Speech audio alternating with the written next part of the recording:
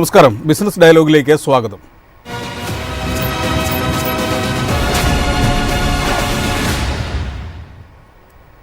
കേരളത്തിലെ സ്വീകരണ മുറികളിൽ ഇന്ന് വാർത്താ ചാനലുകളുടെ അതിപ്രസരമാണ്. കേവലം 3.5 കോടി ജനങ്ങളുള്ള ഒരു ചെറിയ സംസ്ഥാനത്തിൽ 10-ലധികം 24 മണിക്കൂർ വാർത്താ ചാനലുകൾ. ഓരോ വർഷവും പുതിയ ചാനലുകൾ അണിയറയിൽ ഒരുങ്ങുന്നു. ലോകത്ത് മറ്റൊരിടത്തും കാണാത്ത വിധം വാർത്തകളോട് ഇത്രയേറെ ആസക്തിയുള്ള ഒരു ജനത വേറെ ഉണ്ടോ എന്ന് സംശയമാണ്. എന്നാൽ ഈ എണ്ണക്കൂടുതൽ വാർത്തകളുടെ ഗുണനിലവാരത്തെ ബാധിക്കുന്നുണ്ടോ? റേറ്റിംഗ് യുദ്ധത്തിൽ സത്യസന്ധമായ വാർത്തകൾ തമസ്കരിക്കപ്പെടുകയാണോ? അതോ വാർത്താ ചാനലുകളുടെ ഈ ബാഹുല്യം നമ്മുടെ ജനാധിപത്യത്തെ കൂടുതൽ കരുത്തുറ്റതാക്കുകയാണോ ചെയ്യുന്നത്? മലയാളിക്ക് എത്ര വാർത്താ ചാനലുകൾ വേണം? ഈ വിഷയമാണ് ഇന്ന് ബിസിനസ് ഡയലോഗ് ചർച്ച ചെയ്യുന്നത്.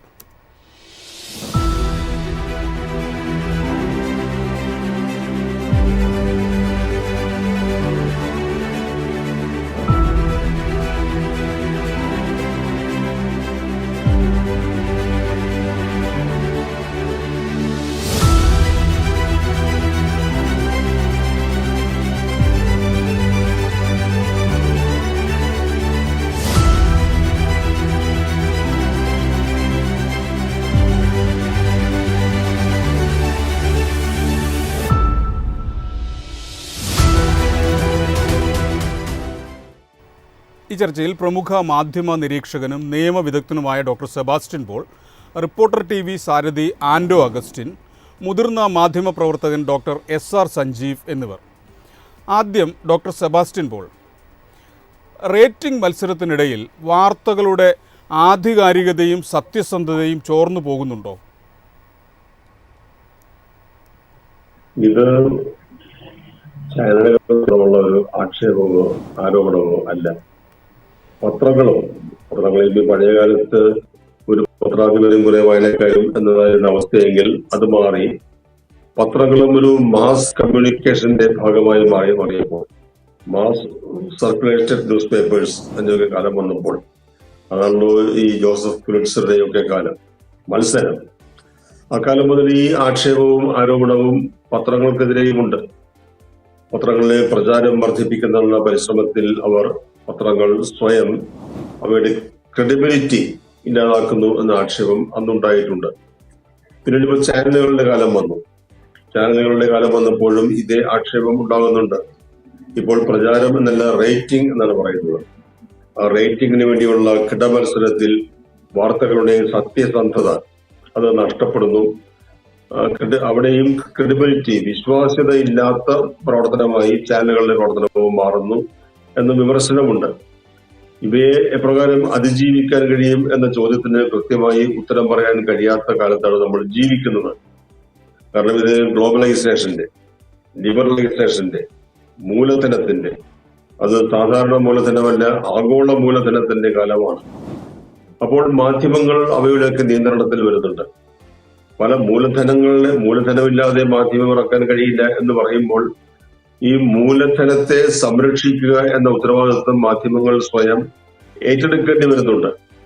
അവിടെയാണ് അവ സ്വന്തം വിശ്വാസ്യത നഷ്ടപ്പെടുത്തിക്കൊണ്ട്, വിശ്വാസ്യത എന്ന് പറഞ്ഞാൽ ഒരു സ്ത്രീയെ സംബന്ധിച്ച് അവളുടെ ചാസ്റ്റിറ്റി എന്ന് പറയുന്നത് പോലെയാണ് ഒരു മാധ്യമത്തെ സംബന്ധിച്ച് അതിന്റെ വിശ്വാസ്യത എന്ന് പറയുന്നത്.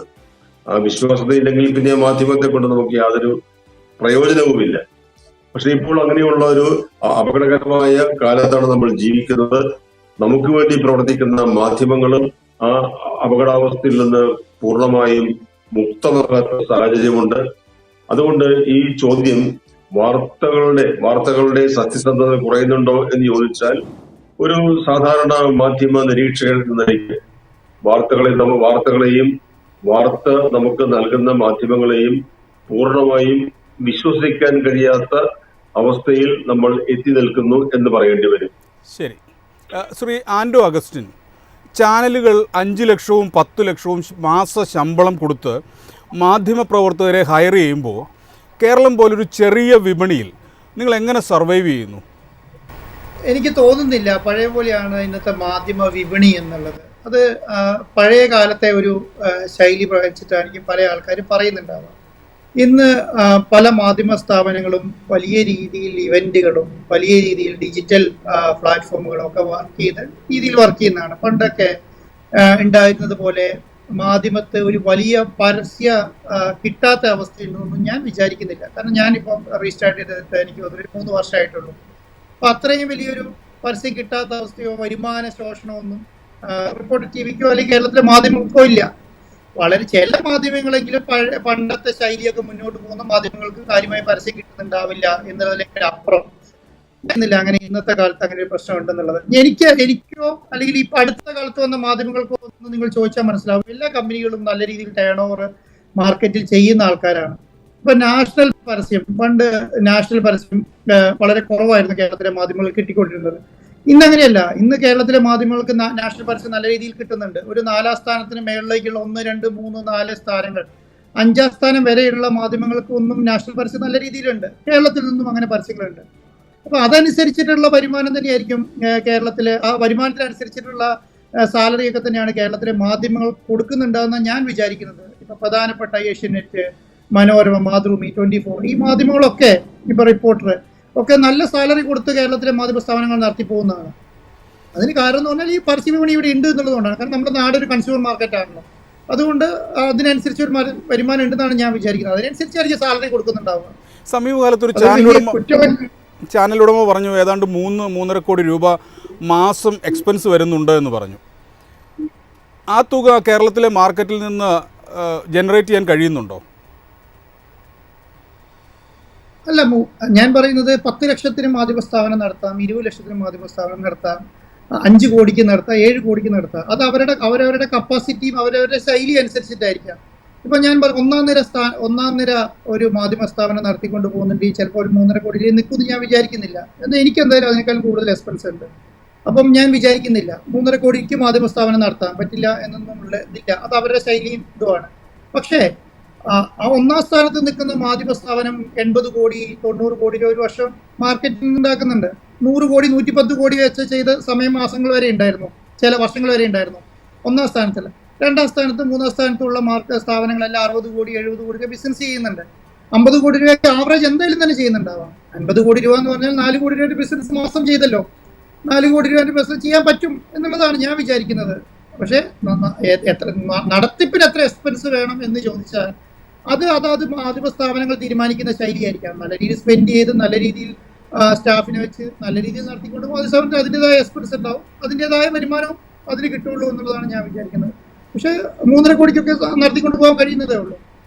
കേരളത്തിൽ ഇനി ഒരു പുതിയ ചാനലിന് സ്കോപ്പ് ഉണ്ടോ? ഞാൻ ഒന്നും നല്ലതല്ല. നമ്മുടെ സ്റ്റേറ്റിന്റെ പ്രത്യേകതയാണത്. ഞാൻ പറയുന്നത് നമ്മളിപ്പം ഓരോ യൂട്യൂബ് ചാനലിനും 20 ലക്ഷം 30 ലക്ഷം ലൈക്കുള്ള പേജുകളുള്ള സാധാരണക്കാരൻ കേരളത്തിൽ ഓൺലൈൻ മാധ്യമ സ്ഥാപനം നടത്തിക്കൊണ്ട് പോകുന്നുണ്ട്. അപ്പം അത് ഓരോരുത്തരും ഇന്ന് മാധ്യമപ്രവർത്തകരായിട്ടുള്ള കാലമല്ലേ എന്ന് ഞാൻ പറയുന്നത്. ഇന്നത്തെ കാലത്തിനനുസരിച്ചിട്ട് ഈ മാധ്യമ സ്ഥാപനങ്ങൾ വരുന്നതിൽ തെറ്റില്ല എന്ന അഭിപ്രായക്കാരനാണ് ഞാൻ. കാരണം 1, 2 മാധ്യമ സ്ഥാപനങ്ങൾ കൂടെ വന്നു എന്ന് വിചാരിച്ചാലും വാർത്തയ്ക്ക് ശോഷണം കേരളത്തിൽ ഇല്ല. വാർത്തയുണ്ട്, വാർത്ത ചെയ്യുന്നുണ്ട്. പിന്നെ അതെങ്ങനെ ചെയ്യുന്നു, ഏത് രീതിയിൽ അതിനെ കൈകാര്യം ചെയ്ത് അവരവരുടെ മാധ്യമ സ്ഥാപനം നടത്തുന്നവരുടെ ഉത്തരവാദിത്വം അവരുടെ ശൈലിയാണ്. പക്ഷെ മാധ്യമ സ്ഥാപനം ഒരു 2-3 മാധ്യമ സ്ഥാപനം വന്നു എന്ന് വിചാരിച്ചിട്ട് ഒന്നും സംഭവിക്കാനില്ല. കാരണം കേരളം ഒരു കൺസ്യൂമർ മാർക്കറ്റ് ആയതുകൊണ്ട് കൺസ്യൂമേഴ്സിന് ഇഷ്ടംപോലെ കേരളത്തിലുള്ളത് കൊണ്ടും കേരളത്തിൽ പരസ്യമില്ലാതെ ഒരു കമ്പനിയിൽ നിന്ന് നിൽക്കാൻ കഴിയില്ല. കാരണം ഒരു പുതിയ ബ്രാൻഡ് ഇറക്കിയാൽ ആ ബ്രാൻഡിനനുസരിച്ചുള്ള പരസ്യം കൊടുത്തേ പറ്റുള്ളൂ. അത് ഏതെങ്കിലും ഒരു മാധ്യമ സ്ഥാപനത്തിന് കൊടുത്തേ പറ്റുള്ളൂ. അതുകൊണ്ട് ഞാൻ വരുമാനം കിട്ടാത്തതുകൊണ്ട് മാധ്യമ സ്ഥാപനം വരാതിരിക്കുക എന്നുള്ളതൊന്നുമല്ല. ഞാൻ പറയുന്നത് ഇനിയും മാധ്യമ സ്ഥാപനങ്ങൾ വരണം എന്നുള്ളതാണ് ഞാൻ വിചാരിക്കുന്നത്. ഇത് പരമ്പരാഗത മാധ്യമ സ്ഥാപനം അല്ല ഞാൻ പറയുന്നത്. കാരണം 2020 ശേഷം അല്ലെങ്കിൽ 2021 ശേഷമുള്ള ഒരു മാധ്യമ ശൈലി എന്ന് പറയുന്നത് വളരെ അഗ്രസീവാണ്. ഇനി ഒരു മാധ്യമ സ്ഥാപനങ്ങൾ വന്നാൽ തന്നെ അഗ്രസീവായി മാത്രമായിരിക്കും വാർത്തകളെ കൈകാര്യം ചെയ്യുക എന്നുള്ളതാണ് ഞാൻ വിചാരിക്കുന്നത്. അതുകൊണ്ട് മാധ്യമ സ്ഥാപനം വരുന്നത് തെറ്റില്ല. ഇനി 1, 2 വരട്ടെ, വന്നാലും വരുന്നത് നല്ലതാണെന്ന് ഞാൻ പറയാം. കാരണം അത് വേറെ ഒരു കാര്യം കൂടി പറഞ്ഞാൽ അവസാനിപ്പിക്കുക. എന്താ പറഞ്ഞാൽ ഈ വാർത്ത കേരളത്തിലെ ജനങ്ങൾ മുഴുവൻ അത് തന്നെയാണ് വിശ്വസിച്ച് ചെയ്യുന്നത് വിചാരിക്കാനേ പാടില്ല. കാരണം ഒരു മാധ്യമ സ്ഥാപനമോ 2 മാധ്യമ സ്ഥാപനമോ വിചാരിച്ചാലും കേരളത്തിലെ മാധ്യമങ്ങളെ കേരളത്തിലെ ജനങ്ങളെ മാറ്റിമറിക്കാൻ അവരവർ കാണുന്നതിനനുസരിച്ചിട്ടുള്ള മാറ്റങ്ങളായിരിക്കും. ഏത് വാർത്ത ശരിയാണ്, ഏത് വാർത്ത തെറ്റാണെന്നുള്ള നല്ല ബോധ്യമുള്ള ആൾക്കാരാണ് മലയാളികൾ. അപ്പോൾ അതുകൊണ്ട് വാർത്തേനെ വിചാരിച്ച് മാധ്യമ സ്ഥാപനം വന്നു വിചാരിച്ചിട്ട് ഒന്നും മാറ്റം വലിയ കാര്യമൊന്നും. പക്ഷേ വാർത്തയ്ക്ക് സ്കോപ്പ് ഉണ്ട് ഞാൻ വിചാരിക്കുന്നു. ശരി, വ്യക്തമാണ്. ഡോക്ടർ SR സഞ്ജീവ്, ചാനലുകളുടെ എണ്ണത്തിൽ വർധനവുണ്ടായെങ്കിലും വാർത്തകളുടെ ആഴത്തിലും ഗവേഷണാത്മകതയിലും വലിയ ഇടിവ് സംഭവിച്ചതായി താങ്കൾ കരുതുന്നുണ്ടോ? തീർച്ചയായിട്ടും ഉണ്ട്. കാരണം ഈ പറയുന്ന ഇതിൽ ആദ്യത്തെ ക്വസ്റ്റ്യൻ, പൊതുവെ ഈ പ്രോഗ്രാം മുന്നോട്ട് വെച്ച ക്വസ്റ്റ്യൻ കേരളത്തിൽ ഇനിയും കൂടുതൽ ചാനലുകൾക്ക് സ്കോപ്പ് ഉണ്ടോ എന്നുള്ളതാണ്. അതായത് ഞാനിതിൽ നമ്മൾ കുറച്ചും കൂടെ ഫണ്ടമെന്റൽ ആവണമെന്നാണ് എനിക്ക് തോന്നുന്നത്. കാരണം ഒരു ചാനൽ, ടെലിവിഷൻ ചാനൽ എന്ന് പറഞ്ഞു കഴിഞ്ഞാൽ നമുക്ക് പലതരത്തിൽ ഇന്ന് കാണാൻ പറ്റും. ഒരു ഡിജിറ്റൽ ഫ്രണ്ടുള്ള ഒരു ചാനലിനെ കാണാൻ പറ്റും. അതിന്റെ കോണ്ടന്റിന്റെ പ്രത്യേകതകൾ വെച്ചിട്ട് ആ ചാനലിനെ ഡിഫൈൻ ചെയ്യാൻ പറ്റും. അപ്പൊ നിങ്ങൾ ഏത് തരത്തിലുള്ള ചാനൽ എന്നുള്ളതാണ് ഫസ്റ്റ് ഓഫ് ഓൾ നമ്മൾ മനസ്സിലാക്കേണ്ടത്. ഒരു GEC പോലെ ഒരു ന്യൂസ് ചാനൽ, ഒരു കറണ്ട് അഫയേഴ്സ് ചാനലാണ് നമ്മൾ ഉദ്ദേശിക്കുന്നതെങ്കിൽ കൺവെൻഷണൽ മീഡിയ പ്രാക്ടീസസ് പിന്തുടരുന്ന ഒരു സാധാരണ ജേർണലിസം പ്രൈം പർപ്പസ് ഇട്ടുള്ള ഒരു ചാനൽ. ഇപ്പോൾ നേരത്തെ സെബാസ്റ്റ്യൻ പോൾ സാർ പറഞ്ഞതുപോലെ തന്നെ എല്ലാ കാലത്തും ഈ ജേർണലിസ്റ്റിൽ 2 തരത്തിലുള്ള സ്ട്രീംസ് ഉണ്ട്. നമുക്ക് പിന്നെ വളരെ പെട്ടെന്ന് തന്നെ കാണാനും ആൾക്കാരെ കൂട്ടാനും ഒക്കെ ഉള്ളൊരു മാധ്യമ ശൈലി പണ്ട് കാലത്തും ഉണ്ടായിരുന്നു, എല്ലാ കാലത്തും അതുണ്ട്. അതിന് സ്വാഭാവികമായിട്ട് അത് കിട്ടുകയും ചെയ്യും, ആ ട്രാക്ഷൻ കിട്ടുകയും ചെയ്യും. പക്ഷെ അതല്ലാതെ ഒരു റീസൺ, ജോസഫ് പുലിറ്റ്സറിന്റെ ഉദാഹരണം അദ്ദേഹം പറഞ്ഞു. ജോസഫ് പുലിറ്റ്സറിന്റെ പേരിലാണ് ജേർണലിസ്റ്റിൽ ഏറ്റവും പ്രഗത്ഭരായിട്ടുള്ള ജേർണലിസ്റ്റുകൾക്ക് നൽകുന്ന പുരസ്കാരം ജോസഫ് പുലിറ്റ്സർ ഇൻസ്റ്റിറ്റ്യൂട്ട് ചെയ്തിട്ടുള്ളതാണ്. ജോസഫ് പുലിറ്റ്സറും വില്യം റാൻഡോൾഫ് ഹേസ്റ്റും തമ്മിലുള്ള സർക്കുലേഷൻ വാറിനെ കുറിച്ചിട്ടാണ് അദ്ദേഹം സൂചിപ്പിച്ചത്. പക്ഷെ പിന്നീട് നമ്മൾ കാണുന്നത് ഈ കാനൺസ് ഓഫ് അമേരിക്കൻ ജേർണലിസം, അതായത് പ്രധാനമായിട്ടുള്ള ജേർണലിസം പ്രിൻസിപ്പിൾസ് മുഴുവനും പിന്നീട് ജോസഫ് പുലിറ്റ്സറിന്റെ കൂടെ ആഭിമുഖ്യത്തിൽ അമേരിക്കയിലുള്ള എഡിറ്റേഴ്സ് അവരുടെ ജേർണലിസം പ്രാക്ടീസസിലുള്ള പോരായ്മകൾ തിരിച്ചറിഞ്ഞുകൊണ്ട് അതിന് ഫോർത്ത് എസ്റ്റേറ്റ് എന്നുള്ളൊരു റോള് വഹിക്കാനുണ്ട് എന്ന് മനസ്സിലാക്കിക്കൊണ്ട് അമേരിക്കൻ ഭരണഘടനയുടെ ഏറ്റവും വലിയ, കാരണം അൺഹിൻഡഡ് ആയിട്ടുള്ള പവറാണ് അമേരിക്കൻ കോൺസ്റ്റിറ്റ്യൂഷൻ പ്രസ്സിന് കൊടുത്തിട്ടുള്ളത്, പ്രസ് എന്ന് എഴുതിക്കൊണ്ട്. അപ്പൊ അത്തരത്തിലുള്ള ഒരു മീഡിയ പ്രാക്ടീസസിന്റെ ആവശ്യകത ഏറ്റവും കൂടുതൽ മുന്നോട്ട് വെച്ചത് ഇവർ തന്നെയാണ്. അതായത് ഈ വളരെ മോശപ്പെട്ടത് എന്നൊരു കാലത്ത് വിശേഷിപ്പിക്കപ്പെട്ട മാധ്യമശൈലി ചെയ്തിട്ടുള്ള ആളുകളാണ്. അപ്പൊ അതിന്റെ അർത്ഥം എന്ന് പറഞ്ഞു കഴിഞ്ഞാൽ എല്ലാ കാലത്തും 2 തരത്തിലുള്ള മാധ്യമശൈലിയുണ്ട്. അപ്പൊ ഇതിൽ നിങ്ങൾ ഏത് ചാനലിനാണ് ഇവിടെ ഇനി കൂടുതൽ സ്പേസ് ഉള്ളതെന്ന് ചോദിച്ചാൽ, നല്ല ജേർണലിസം ചെയ്യുന്ന ചാനലിന് തീർച്ചയായിട്ടും കേരളത്തിൽ ഇനിയും സ്പേസ് ഉണ്ട്. ഈ നല്ല ജേർണലിസം എന്താണെന്ന് അപ്പൊ നിങ്ങൾ എന്നോട് തിരിച്ചു ചോദിക്കാം. സ്വാഭാവികമായിട്ടും നല്ല ജേർണലിസം എന്ന് പറയുന്നത്, ഞാൻ പറയുന്നത് കൺവെൻഷണൽ മീഡിയ പ്രാക്ടീസസ് ഫോളോ ചെയ്യുന്ന ചാനൽസ് തന്നെയാണ്. അത് ഒരു മോശപ്പെട്ട കാര്യമാണെന്നോ അത് കാലഹരണപ്പെട്ടതാണെന്നോ വിചാരിക്കാൻ കഴിയില്ല. കാരണം എന്താണെന്ന് വെച്ചാൽ അത്തരത്തിലുള്ള ഒരു മാധ്യമ ശൈലി ഫോളോ ചെയ്തിട്ടില്ലെങ്കിൽ നമ്മൾ ഒരുപാട് കോംപ്രമൈസ് ചെയ്യും. പ്രത്യേകിച്ചും ഓണസ്റ്റ് ആയിട്ടുള്ള വിവരങ്ങൾ കൈമാറുന്നതിൽ, അത് പിന്നെ ഡെമോക്രസിക്ക് കോൺട്രിബ്യൂട്ട് ചെയ്യുന്നതിൽ, പേഴ്സണൽ സ്പേസസിനെ റെസ്പെക്ട് ചെയ്യുന്ന കാര്യത്തിൽ, പ്രൈവസിയുടെ കാര്യത്തിൽ, അതുപോലെ തന്നെ ഒരു ഡെമോക്രാറ്റിക് സ്പേസ് എക്സ്പാൻഡ് ചെയ്യുന്ന കാര്യത്തിലൊക്കെ അത് കൺവെൻഷണൽ മീഡിയ പ്രാക്ടീസസിന് അത് കൺവെൻഷണൽ ആവുന്നത് എന്തുകൊണ്ടാണ്? അത് വളരെ കാലത്ത് ഐറ്ററേഷൻ പ്രോസസ്സ് കൂടെ ഉണ്ടായിട്ടുള്ള ഒരു സംഗതിയാണ്, അല്ലാതെ ഇപ്പൊ ഒരു സുപ്രഭാതത്തിൽ പെട്ടെന്ന് തന്നെ ഉണ്ടാക്കിയതല്ല. അപ്പം ഇത് ഇപ്പൊ കേരളത്തിൽ ഇപ്പൊ ഈ 2020 ശ്രീ ആന്റോ അഗസ്റ്റിൻ പറഞ്ഞു 2020 ശേഷം വന്ന മാറ്റം. പക്ഷെ ഞാൻ പറയുന്നത് കേരളത്തിൽ മാത്രമല്ല, ഇപ്പൊ ഈ ദേശീയ മാധ്യമങ്ങൾ എന്ന് സോക്കോൾഡ് ദേശീയ മാധ്യമങ്ങൾ, അതായത് ഇംഗ്ലീഷ് സംസാരിക്കുന്ന മാധ്യമങ്ങളും ഹിന്ദി സംസാരിക്കുന്ന മാധ്യമങ്ങളിലും ഇതേ അപകടങ്ങൾ ഒരുപാട് കാലത്തുണ്ടായി. ഒരു കാലത്ത് NDTV ഒരു ടെക്സ്റ്റ് ബുക്ക് ആയിരുന്നു ജേർണലിസ്റ്റിന്റെ. പക്ഷെ NDTV സമീപകാലത്ത് ഉൾപ്പെടെ അതിൽ വന്ന മാറ്റങ്ങൾ നമ്മൾ നോക്കിക്കഴിഞ്ഞാൽ എന്താണ് സംഭവിക്കുന്നത്? ഇതൊരു എന്റെ നോട്ടത്തിൽ ഇതൊരു ചേഞ്ചിങ് ഫേസ് ആണ്. നാച്ചുറലി ഈ ഒരു രീതിക്ക് ഇത് ആളുകൾ സ്വാഭാവികമായിട്ടും റിയൽ എല്ലാ കാലത്തും 2 തരത്തിലുള്ള വ്യൂവേഴ്സ് ഉണ്ട്. റിയൽ ജേർണലിസത്തിനുള്ള വ്യൂവേഴ്സ് സ്വാഭാവികമായിട്ടും തിരസ്കരിക്കുമെന്നുള്ളതാണ് അതിന്റെ. ഇപ്പൊ പണ്ട് കാലത്ത് പഴയ മഞ്ഞ പത്രങ്ങൾ, ലെല്ലോ ജേർണലിസ്റ്റുകൾ എന്ന് പറയപ്പെടുന്നതിന് അതിൻ്റെതായിട്ടുള്ള രീതിയിലുള്ള ആൾക്കാർക്ക് അത് കാണാനും വായിക്കാനും താല്പര്യം ഉണ്ടാവും. അത് വലിയ രീതിയിൽ പണം ഉണ്ടാക്കുന്നുണ്ടാവും. പക്ഷെ അത് വേണ്ടാന്ന് വിചാരിക്കുന്ന ആൾക്കാരുള്ളതുകൊണ്ടാണല്ലോ മറ്റു പത്രങ്ങളൊക്കെ ഉണ്ടായിട്ടുള്ളത്, അല്ലെങ്കിൽ മറ്റു പത്രങ്ങൾ നിലനിൽക്കുന്നത്. അപ്പൊ അതുപോലെ തന്നെ ഈ ടെലിവിഷനിലും ഒരു മാറ്റം സംഭവിക്കുമെന്നാണ് ഞാൻ കരുതുന്നത്. ശരി, വ്യക്തമാണ്. ഡോക്ടർ സെബാസ്റ്റ്യൻ പോൾ, ജനാധിപത്യത്തിൻ്റെ 4ാം തൂണ് എന്ന നിലയിൽ ഇത്രയധികം ചാനലുകൾ ഉണ്ടാകുന്നത് വാർത്തകളുടെ ബഹുസ്വരതയ്ക്ക് ഗുണകരമാണോ, അതോ വാർത്തകളെ ഇത് ഒരു ബഹളമയമാക്കി മാറ്റുകയാണോ ചെയ്യുന്നത്? അല്ലാതെ പത്രമായാലും ചാനലായാലും എണ്ണം കൂടുന്നതിൽ എനിക്ക് യാതൊരു ഉത്കണ്ഠയുമില്ല. ഒരു പുതിയ ചാനലിന് അല്ലെങ്കിൽ എത്ര ചാനലിന് നമ്മുടെ കേരളത്തിൽ സ്പേസ് ഉണ്ട് എന്ന് മനസ്സിലാക്കേണ്ടത് നമ്മളാരുമല്ല, അതിനുവേണ്ടി പണം മുടക്കുന്ന ആന്റോ അഗസ്റ്റിനെ പോലുള്ള ആളുകളാണ്. അവർക്കത് കൃത്യമായി മനസ്സിലാക്കാനും പറയാനും കഴിയും. അതുകൊണ്ട് എത്രയാകാമോ അത്രയും ആകട്ടെ. അവിടെയാണ് ഡൈവേഴ്സിറ്റി, വൈവിധ്യം. ഒരേ കാര്യത്തിന് നമ്മളൊരു മൊണോപ്പൊളിയാണ് രംഗത്തുള്ളതെങ്കിൽ അവർ പറയുന്നത് നമ്മൾ വിശ്വസിക്കേണ്ടി വരും. ഇപ്പൊ അങ്ങനെയല്ലല്ലോ. ഇന്ന് ഒരു എ ചാനൽ ഒരു കാര്യം പറയുന്നു, ബി ചാനൽ അത് റെഫ്യൂട്ട് ചെയ്യുന്നു, സി ചാനൽ ഡിഫറന്റ് ആയിട്ടുള്ള മറ്റൊരു കാര്യം പറയുന്നു. അങ്ങനെ വ്യത്യസ്തതകൾ, വൈവിധ്യങ്ങൾ, അതിലൂടെയാണ് സത്യം പുറത്തു വരുന്നത്. കാരണം നമ്മൾ ഏതെങ്കിലും ഒരു ചാനലിനെ മാത്രം ആശ്രയിച്ചായിരിക്കുന്നതെങ്കിൽ സത്യം ഒരിക്കലും പൂർണ്ണമായി നമ്മുടെ മുന്നിൽ അനാവരണം ചെയ്യപ്പെടില്ല. അതുകൊണ്ട് ചാനലുകൾ ഉണ്ടെങ്കിൽ വരട്ടെ. ഞാൻ ഉദ്ദേശിക്കുന്ന പറയുന്നത് എല്ലാവരും പറയാറുള്ളത്, ഇപ്പൊ നമ്മുടെ ഈ ടെലിവിഷൻ എന്നത് മനുഷ്യന്റെ വലിയൊരു കണ്ടുപിടുത്തമാണ്. കമ്മ്യൂണിക്കേഷൻ രംഗത്തെ ഏറ്റവും എന്നത് പത്രമല്ല, ടെലിവിഷനാണ്. പക്ഷെ അതോടൊപ്പം തന്നെ മനുഷ്യൻ മറ്റൊരു കാര്യം കൂടി കണ്ടുപിടിച്ചു. അതിനേക്കാൾ പ്രധാനപ്പെട്ട ഒരു കണ്ടുപിടുത്തം നടത്തിയത് ഈ റിമോട്ട് കൺട്രോൾ ആണ്. ആ റിമോട്ട് കൺട്രോൾ എന്ന ചെറിയ ഉപകരണം നമ്മുടെ കയ്യിൽ, പ്രേക്ഷകരുടെ കയ്യിൽ ഉള്ളിടത്തോളം കാലം നമുക്ക് ഏത് ടെലിവിഷൻ ചാനലിനെയും നിലക്ക് നിർത്താൻ കഴിയും, നമ്മുടെ വരുതിയിൽ കൊണ്ടുവരാൻ കഴിയും. നമുക്ക് ഇഷ്ടമില്ലാത്തൊരു വാർത്ത കണ്ടാൽ അല്ലെങ്കിൽ അനധികൃതമായ ഒരു അവതരണാൽ അവിടെ ചെറുതായ ഒരു വിരൽ സ്പർശം മതിയല്ലോ നമ്മുടെ ഈ റിമോട്ട് കൺട്രോളിൽ ആ ചാനൽ അപ്രത്യക്ഷമാവുകയാണ്. നമുക്ക് പത്രങ്ങളുടെ മേൽ പോലും അത്രയും നിയന്ത്രണമില്ല. അതുകൊണ്ട് അങ്ങനെയുള്ള ഒരു അവസ്ഥയിൽ എത്ര കാലം ഇവർക്ക് ഈ ചാനലുകൾക്ക് അവരുടേതായ താല്പര്യങ്ങളെ മുൻനിർത്തി നമ്മളോട് കളവ് പറയാൻ കഴിയും? അങ്ങനെ പറയാൻ കഴിയാത്ത അവസ്ഥയുണ്ട്. ആ അവസ്ഥ നിലനിൽക്കണമെങ്കിൽ, ശക്തിപ്പെടണമെങ്കിൽ കൂടുതൽ ചാനലുകൾ വന്നേ മതിയാകും. അത് ഒരു വശം. മറ്റൊരു വശം കൂടി നമ്മൾ ശ്രദ്ധിക്കണം. ഇവരെല്ലാം ഇപ്പോൾ ഇതൊക്കെ പറയുമ്പോഴും, ലക്ഷങ്ങളുടെയും കോടികളുടെയും കണക്ക് പറയുമ്പോഴും ടെലിവിഷൻ പ്രേക്ഷകരുടെ എണ്ണത്തിൽ ഗണ്യമായ കുറവ് വരുന്നുണ്ട് എന്നുള്ളത് ഞാൻ ഒരു പഠനം നടത്തി പറയുന്നതല്ല, നമ്മുടെ അനുഭവം അതാണ്. ഈ വാർത്താ അവതരണം എന്നൊരു കോമിക് സർക്കസ് നടക്കുന്നുള്ളൂ ചാനലുകളിൽ. അവരുടെ ധാരണ ആ 1 മണിക്കൂർ കൊണ്ടാണ് കേരളത്തെ മുഴുവൻ അവർ നിയന്ത്രിക്കുന്നത് എന്നാണ്. അങ്ങനെയല്ല. അതൊക്കെ കാണുന്നവരുടെ എണ്ണത്തിൽ എത്രയോ കുറവ് വന്നിരിക്കുന്നു.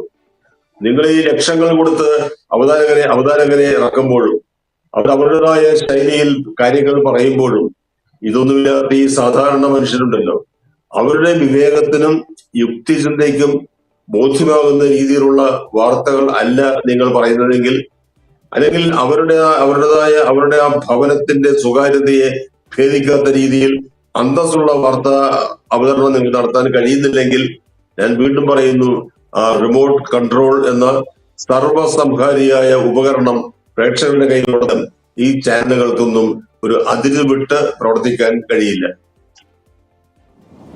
ആൻഡ്രോ അഗസ്റ്റിൻ, ശ്രീ സെബാസ്റ്റ്യൻ പോൾ പറഞ്ഞതുപോലെ വാർത്തകൾ കാണുന്ന പ്രേക്ഷകരുടെ എണ്ണത്തിൽ ഗണ്യമായ കുറവ് വന്നിട്ടുണ്ട്.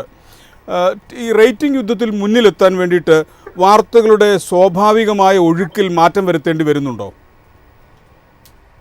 ഞാൻ വിചാരിക്കുന്നില്ല. ഇത് നേരത്തെ ഡോക്ടർ സഞ്ജീവ് പറഞ്ഞതിൽ ഒരു പ്രധാനപ്പെട്ട കാര്യമുണ്ട്. വാർത്താ ചാനലുകൾ എങ്ങനെ നടത്തിക്കൊണ്ടു പോകുന്നു എന്നുള്ളതാണ് അതിന്റെ ഏറ്റവും പ്രധാനപ്പെട്ട കാര്യം. ഒരു GAC ചാനലിന്റെ കണ്ടന്റ് എടുത്ത് ന്യൂസ് ചാനലിൽ ഇട്ട് കഴിഞ്ഞാൽ റൈറ്റിംഗിൽ വലിയ മാറ്റം വരും. കാരണം ഇപ്പൊ ഞാൻ ഏഷ്യാനെറ്റിന്റെ ഒരു മെയിൻ ചാനൽ നടത്തിക്കൊണ്ട്, ഞാൻ GC ചാനൽ നടത്തിക്കൊണ്ടിരുന്ന കണ്ടന്റ് എടുത്ത് ഏഷ്യാനെറ്റ് ന്യൂസ് ചാനൽ എന്തായിരിക്കും സംഭവിക്കുക? നമ്മൾ ചിന്തിച്ചാൽ മതി. കാരണം 800 GRP 850 GRP റേറ്റിംഗ് ഉള്ള സാധനമാണ്, എല്ലാ ചാനലാണ് ഈ പറഞ്ഞ ഏഷ്യാനെറ്റ്. ആ കണ്ടന്റ് എടുത്ത് ഏഷ്യാനെറ്റ് ന്യൂസിലിട്ടാൽ എന്താ സംഭവിക്കുക? അപ്പൊ അതുകൊണ്ട് ഞാൻ ഈ റേറ്റിംഗ് യുദ്ധം എന്ന് പറയുന്ന ഒരു സംവിധാനത്തിന്റെ ഭാഗമാകുക എന്ന് പറയുന്നത് എല്ലാവരും പറയുന്നുണ്ടെങ്കിൽ കൂടെ അത് ആ കണ്ടന്റിനെ ആശ്രയിച്ചിരിക്കും എന്നുള്ളതാണ് ഞാൻ വിചാരിക്കുന്നത്. ഇപ്പം ഉദാഹരണം ഞാൻ പറയാം. റിപ്പോർട്ടർ TVയിൽ ഞങ്ങൾ രാവിലെ 6 മണി തുടങ്ങി രാത്രി 5 മണി തുടങ്ങി രാത്രി 12 മണി വരെ ന്യൂസ് വാർത്തയാണ് കൊടുത്തോണ്ടിരിക്കുന്നത്. അതിൻ്റെ അതൊരു 3 മണിക്കൂർ ഞാനൊരു മോഹൻലാലിനെ വെച്ചിട്ടോ മമ്മൂട്ടീനെ വെച്ചിട്ടോ അല്ലെങ്കിൽ ഏതെങ്കിലും ഒരു എന്റർടൈനർ വെച്ചിട്ടോ ഒരു ചാനൽ നടത്താൻ തീരുമാനിച്ചാൽ എപ്പോഴും എത്രയോ പെട്ടെന്ന് ഇതിന്റെ പകുതി കഷ്ടപ്പാടില്ലാതെ ചാനൽ നമ്പർ 1 ആകാൻ പറ്റും. വളരെ ഈസി ആയിട്ട് മുന്നോട്ട് കൊണ്ടുപോകാൻ പറ്റുന്ന കാര്യമാണ്. കാരണം അത് GSC ചാനലിന്റെ കണ്ടന്റ് ആണ്. അപ്പം നിങ്ങൾ ചോദിക്കും എന്താണ് അങ്ങനെ ന്യൂസ് ചാനലിന് GSC കണ്ടന്റ് ഇടാൻ കഴിയുമോ എന്നുള്ളത്. അതൊരു എന്താ പറയാ, ഈ ന്യൂസിനോട് കണ്ടന്റിനോട് നിൽക്കാൻ പറ്റിയ ഒരു ഷോ ചെയ്താൽ മതി. അത് വളരെ ഈസിയാണ്. പല ചാനലുകളും ഇപ്പൊ അങ്ങനെ ചെയ്യുന്നുണ്ട്. അപ്പം ഞാൻ പറയുന്നത് ഇനിയൊന്നും അങ്ങനെ ഒരു ചാനൽ നടത്തുന്നവരുടെ തീരുമാനമാണ് എങ്ങനെ റേറ്റിംഗ് യുദ്ധത്തിന് ഭാഗമാകണം എന്നുള്ളത്. ഞാൻ എന്നും വിശ്വസിക്കുന്ന ഒരു കാര്യം കണ്ടന്റ് ആണ് കിങ് എന്നുള്ളതാണ്. വാർത്തയുടെ കണ്ടന്റ് ഇസ് ദ കിങ് എന്നാണ് എപ്പോഴും പറയുക. കണ്ടന്റ് നല്ലതാണോ, വാർത്ത നല്ലതാണോ, ജനങ്ങൾ കാണാനുണ്ടോ, കാണും എന്നുള്ളതാണ് ഞാൻ വിചാരിക്കുന്നത്. വാർത്ത ചെയ്യുമ്പോൾ കിട്ടുന്നതാണ് റേറ്റിംഗ് എന്ന് വിചാരിക്കുന്ന ആളുമാണ് ഞാൻ. വാർത്ത ഇല്ലാതെ റേറ്റിംഗ് ഉണ്ടാക്കാമെന്ന് ആര് വിചാരിച്ചാലും അത് മുന്നോട്ട് പോകാൻ പറ്റും. അതിന് നമ്മൾ ചിലപ്പോൾ സാങ്കേതിക വിദ്യ അതിന് ഭയങ്കര ഇപ്പോഴത്തെ കാലത്ത് ഗുണം ചെയ്യുന്നുണ്ട്. ഒരു വാർത്തനെ അവതരിപ്പിക്കുന്ന രീതി, അതിനുപയോഗിക്കുന്ന സാങ്കേതിക സംവിധാനങ്ങൾ, AR VR, അതുപോലെ തന്നെ സെറ്റുകൾ, അങ്ങനെ ലൈവ് ടെലികാസ്റ്റിംഗ് സംവിധാനങ്ങൾ ഒക്കെ വാർത്തയെ സ്വാധീനിക്കുന്നുണ്ട്. ഇന്നത്തെ കാലത്ത് റൈറ്റിങ്ങിനെ സ്വാധീനിക്കുന്നുണ്ട്, അത് ശരിയാണ്. പക്ഷെ വാർത്തയ്ക്ക് വെച്ചിട്ട് റൈറ്റിംഗ് കുറയുകയും കൂടുകയും ചെയ്യും. അതുകൊണ്ട് വാർത്ത പിടിക്കാൻ വേണ്ടി ഇന്ന വാർത്ത പിടിക്കുക. അതിനേക്കാൾ വളരെ ഈസിയുള്ള കാര്യം എന്ന് പറഞ്ഞാൽ ഒരു GC കണ്ടന്റിൽ പോകുന്ന ഒരു വാർത്തയിൽ ചാനലിൽ പോകുന്ന ഒരു കണ്ടന്റ് എടുത്ത് ന്യൂസ് ചാനലിൽ ഇട്ടാൽ ഇതിനേക്കാൾ ഈസി ആയിട്ട് റൈറ്റിംഗ് എടുക്കാൻ പറ്റും. അങ്ങനെ കേരളത്തിലെ മാധ്യമങ്ങൾ ചെയ്യുന്നില്ല എന്നുള്ളതാണ് ഞാൻ വിചാരിക്കുന്നത്. അതുകൊണ്ട് റൈറ്റിംഗ് യുദ്ധം എന്ന് പറയുന്ന അടുത്ത കാലത്ത് വന്നൊരു ടൈമാണ്. അത് അങ്ങനെ ഒരു റൈറ്റിംഗ് യുദ്ധം ഉണ്ട് എന്ന് വരുത്തി തീർത്താൽ ഏത് വാർത്ത ചെയ്താലും അത് റേറ്റിംഗിന് വേണ്ടി ചെയ്യുന്നതാണെന്ന് പറയാൻ പറ്റും. അത് റേറ്റിംഗ് ഏത് ആളെയാണോ അത് വാർത്ത സ്വാധീനിക്കുന്നത്, ആർക്കെതിരെയാണോ വാർത്ത ചെയ്യുന്നത്, അദ്ദേഹം പറയുന്ന വാക്കാണ്. കാരണം ഇത് ഈ ഇന്ന ചാനലിന്റെ ക്രെഡിബിലിറ്റി എന്താണ്, ഇന്ന ചാനൽ ഇത് എങ്ങനെയും ചെയ്യാൻ പറ്റുക, അത് പിന്നെ റൈറ്റിങ്ങിന് വേണ്ടിയിട്ട് അവർ ചെയ്യുന്നതല്ലേ എന്നൊക്കെ പറയുന്നത് ആരാണോ അതിന്റെ ഭാഗമാകുന്നത് അവർ പറയുന്നതാണ്. അങ്ങനെ റൈറ്റിംഗ് യുദ്ധമൊന്നും കേരളത്തിലെ സ്ഥാപനങ്ങൾ ഉണ്ട് എന്ന് ഞാൻ വിചാരിക്കുന്നു. പക്ഷേ കേരളത്തിലൊരു ശൈലിയുണ്ട്. ഒരു മാധ്യമം കൊടുത്താൽ വാർത്ത എല്ലാവരും ആ വാർത്തയുടെ പുറകെ പോവുക, അതിന്റെ വാർത്തയുടെ വലിപ്പം അനുസരിച്ചിട്ട് എല്ലാ വാർത്തയും അതിന്റെ പുറകെ പോകുക. അത് മാധ്യമങ്ങളെല്ലാം പ്രിന്റും ചെയ്യുന്ന സെബാസ്റ്റ്യൻ സാർ പറഞ്ഞ പോലെ അത് പ്രിന്റ് ചെയ്യുന്ന ഒരു കാര്യമാണ്. അപ്പോൾ റൈറ്റിംഗ് യുദ്ധമൊന്നും കേരളത്തിലില്ല. റൈറ്റിംഗ് ഇല്ല എന്ന് പറയുന്നത് ശരിയല്ല. റൈറ്റിങ്ങിന് വേണ്ടി എല്ലാവരും പണിയെടുക്കുന്നുണ്ട്. അത് വാർത്ത ചെയ്യുമ്പോൾ കിട്ടുന്ന റൈറ്റിംഗ് ആണെന്നാണ് ഞാൻ വിചാരിക്കുന്നത്. ശരി, ശ്രീ ആൻഡ്രോഗസിന് അങ്ങനെയാണെങ്കിൽ എന്താണ് ഈ പുതിയ ചാനലുകളെ കേരളത്തിലേക്ക് ആകർഷിക്കുന്നത്? ഏതാണ്ട് 10-ലധികം വാർത്താ ചാനലുകൾ നിലവിലുള്ള ഒരു കൊച്ചു വിപണിയിലേക്ക് വീണ്ടും കോടികൾ നിക്ഷേപിച്ച് ചാനൽ വരുന്നത് വലിയൊരു റിസ്ക് അല്ലേ? എന്താണ് ഈ രംഗത്തെ ഒരു ബിസിനസ് സാധ്യത? ഞാൻ പറയുന്നത് അത് ഓരോരുത്തരുടെ ശൈലിയാണ്. ഞാൻ കേരളത്തിലെ പ്രധാനപ്പെട്ട മാധ്യമ സ്ഥാപനങ്ങളെല്ലാം നോക്കിയിട്ടുണ്ടെങ്കിൽ അത് ഇപ്പൊ എന്റെ സ്ഥാപനം ഒഴിച്ചിട്ടാണ് ഞാൻ പറയുന്നത്. പ്രധാനപ്പെട്ട സ്ഥാപനങ്ങളെല്ലാം നോക്കിയിട്ടുണ്ടെങ്കിൽ മാധ്യമപ്രവർത്തകർ തന്നെ എത്ര മാധ്യമ സ്ഥാപനങ്ങൾ നടത്തുന്നുണ്ടെന്ന് ആലോചിച്ച് നോക്കിക്കും. ഇപ്പം റിപ്പോർട്ടർ TV തുടങ്ങി നികേഷ് കുമാറാണ്. അദ്ദേഹം വേറെ ഒരു ചാനലിൽ ഉണ്ടായിരുന്ന ആളാണ്. അദ്ദേഹം സ്വന്തമായിട്ടൊരു ചാനൽ തുടങ്ങി. പല ഓൺലൈൻ ചാനലുകളും കേരളത്തിൽ നടത്തുന്നത് മാധ്യമപ്രവർത്തകരാണ്. കാരണം വാർത്ത കാണാൻ ആളുണ്ടോ, അല്ലെങ്കിൽ വാർത്തയ്ക്ക് സ്കോപ്പ് ഉണ്ടോ എന്നുള്ളത് മാത്രമേ അതിന്റെ ഒരു ക്രൈറ്റീരിയ ഉള്ളൂ. പിന്നെ നേരത്തെ ചോദിച്ചതുപോലെ കോടികൾ ഇൻവെസ്റ്റ് ചെയ്ത് ചാനൽ വേണോ എന്നുള്ളത് ആണ്. അത് സെബാസ്റ്റ്യൻ പോൾ സാർ നേരത്തെ പറഞ്ഞ പോലെ അത് ഇൻവെസ്റ്റ് ചെയ്യുന്നവരുടെ ബാധ്യതയാണ്. അവൻ്റെ അടുത്ത് പൈസ ഇൻവെസ്റ്റ് ചെയ്യാനുണ്ടെങ്കിൽ അദ്ദേഹത്തിന് ചാനൽ നടത്താം. ചാനൽ നടത്തി അതിൽ നിന്ന് കോടികൾ വരുമാനം ഉണ്ടാക്കുന്നതിനേക്കാൾ അപ്പുറം അത് ഏത് രീതിയിലാണ് നടത്തുന്നത്, അവരുടെ അജണ്ട എന്താണ്, എങ്ങനെയാണ് എന്നുള്ളതാണ് പ്രധാനപ്പെട്ട കാര്യം എന്ന് ഞാൻ വിചാരിക്കുന്നത്. അപ്പം ഇൻവെസ്റ്റ്മെന്റും ചാനൽ തുടങ്ങുന്നതും തമ്മിൽ വലിയ വ്യത്യാസമില്ല. അത് അവരെ പൈസ ഉണ്ടെങ്കിൽ തുടങ്ങും. നല്ല രീതിയിൽ ചാനൽ നടത്താൻ കഴിവും പ്രാപ്തിയും വാർത്തയെ കുറിച്ചുള്ള ധാരണയുണ്ടെങ്കിൽ ആ ചാനൽ വിജയിക്കും. അല്ലെങ്കിൽ അത് പൊളിഞ്ഞു പോകും എന്നുള്ളതാണ്. പല മാധ്യമ പ്രവർത്തകർക്കും സാങ്കേതിക പ്രവർത്തകർക്കും സംഭവിക്കുന്ന ഒരു കാര്യം എന്ന് പറഞ്ഞാൽ നല്ല ബിസിനസ്സുകാരനായിരിക്കില്ല, ചിലപ്പോൾ നല്ല ബിസിനസ്സുകാരനായിരിക്കില്ല അദ്ദേഹം, പക്ഷെ നല്ല ജേർണലിസ്റ്റ് ആയിരിക്കും. നല്ല ജേർണലിസ്റ്റും നല്ല ബിസിനസ്സുകാരനും ഒക്കെ ആൾക്കാർക്ക് ഈസി ആയിട്ട് ചാനലുകൾ മുന്നോട്ട് കൊണ്ടുവരാൻ പറ്റുമെന്ന് വിചാരിക്കുന്ന ആളാണ് ഞാൻ, അതിനുവേണ്ടി ഹാർഡ് വർക്ക് ചെയ്തിട്ടുണ്ടെങ്കിൽ. അപ്പം അത് ഇന്നത്തെ കാലത്തിന്റെ ഒരു ഇതാണ്. കാരണം ഇന്നത്തെ ഇൻവെസ്റ്റ്മെന്റ് കൂടുതലാണ്, സാലറി കൂടുതലാണ്, ഒക്കെ കൂടുതലാണ്. എല്ലാവരും പറയും മാധ്യമ സ്ഥാപനങ്ങളിൽ നിന്നാണ് ഭയങ്കര രീതിയിൽ കൊഴിഞ്ഞുപോക്ക് ഉണ്ടാകുന്നത്, മറ്റുള്ള സ്ഥാപനത്തിലേക്ക് പോകുന്നത്. ഞാൻ അങ്ങനെ വിചാരിക്കുന്നില്ല. ഇപ്പൊ IT-ലൊക്കെ ഇപ്പം ഞാൻ ഇന്നലെ ഒരു മിനിസ്റ്ററോട് സംസാരിച്ചപ്പോൾ അദ്ദേഹം എന്നോട് പറഞ്ഞൊരു കാര്യം, ഒരു IT പാർക്കിൽ ഒരു ഫ്ലോറിൽ 2 കമ്പനി 3 കമ്പനിയാണ്, ഒരേ നേച്ചർ ഓഫ് ബിസിനസ് ആണ് നടത്തുന്നത്. ഇന്ന് ഈ കമ്പനിയിൽ കാണുന്ന ആൾ പിറ്റേ ദിവസം രാവിലെ മറ്റേ കമ്പനിയിലുണ്ടാകും. കാരണം ഒരു ഫ്ലോർ അപ്പുറത്തേക്ക് മാറി അടുത്ത കമ്പനിയായി. അപ്പൊ അവിടെ ഈ ഒരു മാധ്യമ സ്ഥാപനങ്ങളിൽ അങ്ങോട്ടും ഇങ്ങോട്ടും ആൾക്കാർ മാറുന്നതിന്റെ ഒരു 50% 100% ഇരട്ടിയാണ് ഈ IT ഫീൽഡുകളിലൊക്കെ അങ്ങോട്ടും ഇങ്ങോട്ടും പിന്നെ അവരുടെ സ്ഥാപനത്തിന്റെ ജോലിക്കാർ മാറുന്നത്. അപ്പൊ ഒരു മാധ്യമ സ്ഥാപനം വെച്ച് നോക്കുമ്പോൾ വളരെ കുറവാണ് അങ്ങനെ മാറുന്നതാണ് ഞാൻ വിചാരിക്കുന്നത്. ശരി, ഡോക്ടർ SR സഞ്ജീവ്, സോഷ്യൽ മീഡിയയുടെ ഈ കാലത്ത് ഇത്രയധികം സാറ്റലൈറ്റ് ചാനലുകൾക്ക് എന്ത് പ്രസക്തിയാണുള്ളത്? ഈ സോഷ്യൽ മീഡിയ എന്ന് പലപ്പോഴും വിളിക്കണമെങ്കിൽ അതിൻ്റെ ഒരു സോഷ്യൽ സ്വഭാവം വേണം, സാമൂഹ്യമായ ഒരു സ്വഭാവം വേണം. അതായത് സോഷ്യൽ എന്നുള്ള വാക്കുകൊണ്ട് നമ്മൾ ഉദ്ദേശിക്കുന്നത് സോഷ്യൽ ഇന്റഗ്രേഷൻ ആണ്. ആ ഇന്റഗ്രേഷൻ അല്ലാതെ ഡിസിന്റഗ്രേഷൻ അല്ല. അങ്ങനെ ഒരു സംഗതി നോക്കുകയാണെങ്കിൽ അതിനെക്കുറിച്ച് ഒരുപാട് സെബാസ്റ്റ്യൻ പോൾ സാറൊക്കെ എഴുതിയിട്ടുണ്ട്. അപ്പോൾ പിന്നെ അങ്ങനെ നോക്കുകയാണെങ്കിൽ സോഷ്യൽ മീഡിയ എന്നുള്ള വാക്കിനേക്കാൾ നല്ലത് ഡിജിറ്റൽ മീഡിയ എന്നുള്ള വാക്കാണ്. അപ്പോൾ ഡിജിറ്റൽ ഫസ്റ്റ് ആയിട്ടാണ് ഇപ്പോൾ പലപ്പോഴും വാർത്തയെ ഉൾപ്പെടെ എല്ലാ മാധ്യമ സ്ഥാപനങ്ങളും, പത്രങ്ങളാണെങ്കിലും ടെലിവിഷൻ ആണെങ്കിലും ഒക്കെ ഡിജിറ്റൽ ഫസ്റ്റ് അപ്രോച്ചാണ്. അതായത് ആദ്യമായിട്ട് പിന്നെ ഡിജിറ്റൽ പ്ലാറ്റ്ഫോംസിൽ, അതായത് അവർ ഹോസ്റ്റ് ചെയ്യുന്ന പ്ലാറ്റ്ഫോംസിലേക്ക് ഈ വാർത്ത ആദ്യം കൊടുക്കുക. ആ വാർത്ത ആ വാർത്ത എന്നല്ല, കോണ്ടന്റ് എന്താണെങ്കിലും ആ കോണ്ടന്റ് ആദ്യം ഡിജിറ്റലിലേക്ക് കൊടുക്കുക. ഡിജിറ്റലിന് എക്സ്ക്ലൂസീവ് ആയിട്ടുള്ള കോണ്ടന്റ് ഉണ്ടാക്കും. മനോരമയൊക്കെ ചെയ്യുന്നുണ്ട്. ഓൺ മനോരമയിലൊക്കെ ഉള്ള പല കോണ്ടന്റും മറ്റു സ്ഥലങ്ങളിൽ നമുക്ക് കാണാൻ കഴിയില്ല.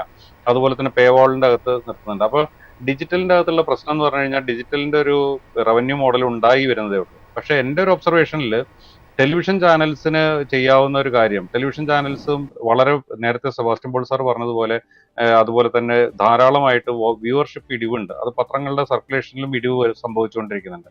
ട്രഡീഷണൽ ആയിട്ട് ജേർണലിസം ചെയ്യുന്ന മാധ്യമങ്ങളിൽ ആ രീതിയിൽ കൺസ്യൂം ചെയ്യപ്പെടുന്നില്ല. അത് ഡിജിറ്റലിലേക്ക് ആ കൺസംഷൻ മാറിയിട്ടുണ്ട്. അപ്പോൾ അത് വളരെ ഈസി ആക്സസും മറ്റു കാര്യങ്ങളൊക്കെ ആയിരിക്കും അത് തന്നെ. പക്ഷെ അതുകൊണ്ട് തന്നെ പത്രങ്ങളായാലും ടെലിവിഷൻ ആയാലും ഇപ്പോൾ ഡിജിറ്റലിലേക്ക് റീഓറിയന്റ് ചെയ്യുന്ന ഒരു സംവിധാനമുണ്ട്. പക്ഷെ അതിന്റെ പ്രോബ്ലം എന്താണെന്ന് വെച്ചാൽ ഇതിൽ പ്ലാറ്റ്ഫോം ഫീ എന്നുള്ള നിലയ്ക്ക് ഇവർ 50-60% തുകയും ഈ പറയുന്ന ഡിജിറ്റൽ മെറ്റ പോലുള്ള സ്ഥാപനങ്ങളാണ് അത് എടുക്കുന്നത്. പക്ഷെ ഇതിന്റെ കോണ്ടന്റ് ക്രിയേഷൻ മുഴുവൻ നടത്തുന്നത് ഇതത് ചാനലുകളും അതുപോലെ തന്നെ പത്രങ്ങളും ഒക്കെയാണ്. ആ കോണ്ടന്റിന്, ആ ക്രിയേഷനുള്ള അതിന്റെ ഇന്റലക്ച്വൽ പ്രോപ്പർട്ടിക്കും അതുപോലെ തന്നെ അതിന്റെ ഒറിജിനൽ കോസ്റ്റിനുമുള്ള പണം ഇവർ കൊടുക്കുന്നില്ല. പക്ഷെ ഹോസ്റ്റിംഗ് ഫീ ആയിട്ട് അവർ ഹോസ്റ്റ് ചെയ്യാനുള്ള അവരൊരു പ്ലാറ്റ്ഫോം കൊടുക്കുന്നു എന്നുള്ളതാണ് അവർക്ക് കിട്ടുന്ന റെമ്യൂണറേഷൻ. അതിൽ പരമാവധി ലെവറേജ് ഉണ്ടാക്കാൻ കഴിയുമോ, അല്ലെങ്കിൽ പുതിയ ഒരു റവന്യൂ മോഡൽ, അല്ലെങ്കിൽ ഈ റവന്യൂ മോഡൽ ഇപ്പോഴത്തെ ലെജിസ്ലേറ്റീവ് ഫ്രെയിംവർക്ക് അനുസരിച്ച് ഇവരാരും ഈ റവന്യൂ ഷെയറിംഗ്, അതായത് ഈ ബിഗ് ടെക് കമ്പനീസ്, മെറ്റ ഉൾപ്പെടെയുള്ള, ഗൂഗിൾ ഉൾപ്പെടെയുള്ള ബിഗ് ടെക് കമ്പനീസ് ഒന്നും ഈ റവന്യൂ ഷെയറിംഗിന് തയ്യാറല്ല. അത് പല രാജ്യങ്ങളിലും കേസൊക്കെ നടക്കുന്നുണ്ട്. പല സ്ഥലങ്ങളിലും ഇതിന് ഒരു കൊളീഷൻ പാത്തിലേക്ക് പോയിട്ടുണ്ട്. അപ്പോൾ ഇത് ഭാവിയിൽ ഇവോൾവ് ചെയ്യേണ്ട ഒരു സംഗതിയാണത്. ഇന്ത്യയിലും അത് സംഭവിക്കും. പക്ഷെ അതുവരെ എങ്ങനെ പിടിച്ചു നിൽക്കാം, ഡിജിറ്റൽ ഫസ്റ്റ് അപ്രോച്ച് തന്നെ എടുത്തിട്ട് എങ്ങനെ പിടിച്ചു നിൽക്കാം, സ്വന്തം കോണ്ടന്റിനെ എങ്ങനെ ഡിജിറ്റലിലേക്ക് അപ്രോപ്രിയേറ്റ് ചെയ്യാം, ഡിജിറ്റലിന്റെ അതേ കെമിസ്ട്രിയിൽ ഈ സംഗതി വർക്ക് ചെയ്യിക്കാനാണ് സാധാരണ ഇപ്പം പല ഈവൻ ലീഡിംഗ് പത്രങ്ങളും ലീഡിംഗ് ചാനലുകളും ശ്രമിക്കുന്നത് എന്നുള്ളതാണ് എനിക്ക് അതിലുള്ള അഭിപ്രായ വ്യത്യാസം. അതായത് ഡിജിറ്റലിന്റെ ഒരു ഇതെന്ന് പറഞ്ഞാൽ ക്ലിക്ക് ബെയ്റ്റ് കൾച്ചറാണ് അതിൻ്റെ അകത്ത് കൂടുതലായിട്ടുള്ളത്. അപ്പൊ നമ്മളൊരു സീരിയസ് കോണ്ടന്റ് ഉണ്ടെങ്കിലും, ഇപ്പൊ ഇമ്മാനുവൽ മാക്രോൺ ഇവിടെ ബോംബെയിൽ ഓടി, അപ്പൊ എക്സിലാണ് അതിന്റെ ആദ്യത്തെ ഫുട്ടേജ് വന്നത്. അപ്പൊ മാക്രോൺ എന്താ പറയാ ജൂഹുവിൽ കൂടെ ഓടിയപ്പോഴോ അല്ലെങ്കിൽ മാക്രോണിനെ കണ്ട് അങ്ങനെ അതിനെ ഒരു വേറൊരു തരത്തിൽ ട്രിവിയലൈസ് ചെയ്തിട്ടുള്ള ഒരു ക്ലിക്ക് ബെയ്റ്റ് ഇട്ടിട്ടാണ് സാധാരണഗതിക്ക് ഡിജിറ്റലിൽ ട്രാക്ഷൻ ഉണ്ടാക്കുന്നത്. എന്നാലേ ആൾക്കാർ കാണുള്ളൂ. അതാണ് കാരണം ഡിജിറ്റൽ ഒരു തരം മങ്കി ടൈപ്പ് ഓഡിയൻസിന്റെ കയ്യിലാണ്, അല്ലാതെ ഒരു അപ്പോയിന്റ്മെന്റ് വ്യൂയിങ് ഉള്ള ഓഡിയൻസിന്റെ കയ്യിലേക്കല്ല ഡിജിറ്റലിൽ ഉള്ളത്. അപ്പൊ അവരെ പിടിച്ചു നിർത്താൻ ബെയ്റ്റ്സ് വേണം. ആ ബെയ്റ്റ്സ് ആയിട്ടാണ്. അപ്പൊ അതേ മാതൃകയാണ് പിന്നെ അതിന്റെ ഒരു കുറച്ച് ബെറ്റർ ആയിട്ടുള്ള വെർഷൻ അവതരിപ്പിക്കാൻ ആർക്കാണ് കഴിയുക, അവർക്കാണ് ഡിജിറ്റൽ ഫസ്റ്റിൽ കൂടുതലായിട്ടുള്ള വരുമാനം ഇനി ഉണ്ടാക്കാൻ കഴിയുക ഞാൻ വിശ്വസിക്കുന്നത്.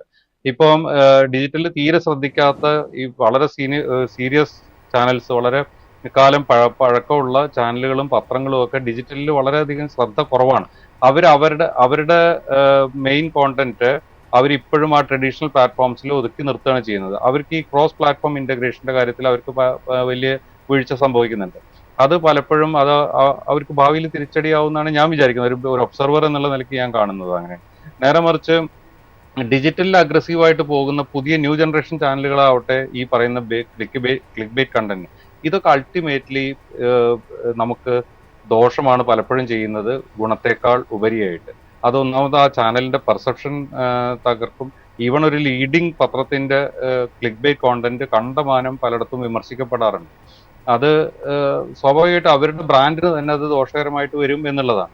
അങ്ങനെ അവർക്ക് ചെയ്യണമെങ്കിൽ ഏത് പത്രത്തിനോ ഏത് ചാനലിനോ ആണെങ്കിലും ഡിജിറ്റൽ അങ്ങനെ ആ തരത്തിലുള്ള ഒരു പാരലൽ സ്ട്രീം ഉണ്ട്. അവർ വേണമെങ്കിൽ അങ്ങനെ ഒരു ഇത് സ്പോട്ട് ചെയ്തിട്ട് തുടങ്ങിക്കോട്ടെ. പക്ഷെ ഇതിന്റെ അകത്ത് സെപ്പറേറ്റ് ആയിട്ട് തന്നെ ടോട്ടറൈറ്റ് ആയിട്ടുള്ള ഒരു രീതി തന്നെ പോസിറ്റീവ് ആയിട്ടുള്ള ക്ലിക്ക് ബേറ്റ്സ് ഉണ്ടാക്കിക്കൊണ്ട് ഡിജിറ്റൽ ഫസ്റ്റ് അപ്രോച്ച് എടുത്തു കഴിഞ്ഞാൽ ഇവർക്ക് അതിന്റെ ലിവറേജ് എടുക്കാൻ പറ്റുമെന്നാണ് ഞാൻ വിചാരിക്കുന്നത്. ശരി, ഡോക്ടർ സെബാസ്റ്റ്യൻ പോൾ, വാർത്തകൾക്ക് പകരം വിനോദത്തിന്, അതായത് ഇൻഫോടൈൻമെന്റിന് പ്രാധാന്യം നൽകുന്നത് ചാനലുകളുടെ നിലനിൽപ്പിന് അനിവാര്യമാണോ?